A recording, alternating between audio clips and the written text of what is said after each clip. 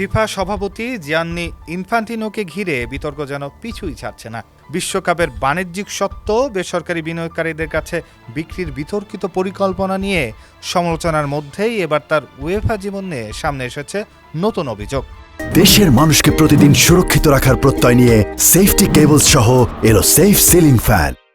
British সংবাদ মাধ্যম the টেলিগ্রাফের এক অনুসন্ধানী প্রতিবেদনে দাবি করা হয়েছে, উয়েফায় দায়িত্ব পালনের সময় ইনফান্টিনোর সঙ্গে কথিত সম্পর্ক থাকা এক নারীকে 6 অঙ্কের অর্থ দেওয়া হয়েছিল।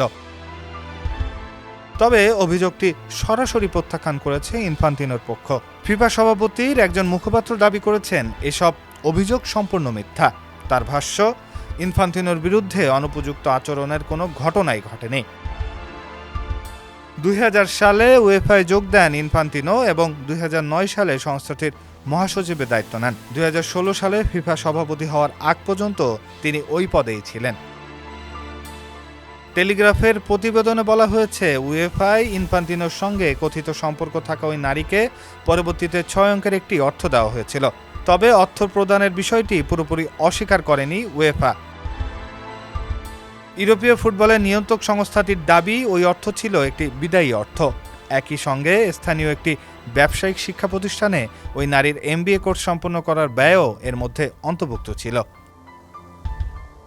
উয়েফা আরও জানিয়েছে, সে সময়কার প্রচলিত নীতিমালা মেনেই অর্থ প্রদান করা হয়েছিল। তবে পরবর্তী সময়ে সংস্থাটি নিজেদের নীতিমালা আরও কঠোর করেছে এবং প্রতিষ্ঠানের প্রয়োজনীয়তার সঙ্গে সামঞ্জস্যপূর্ণ করা হয়েছে।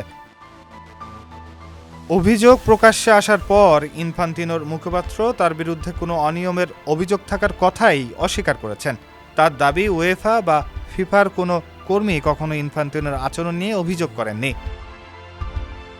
একদিকে উয়েফা ওই নারীকে অর্থ দেওয়ার বিষয়টি স্বীকার করলেও সেটিকে নিয়ম অনুযায়ী দেওয়া বিদায়ী অর্থ হিসেবে ব্যাখ্যা করছে।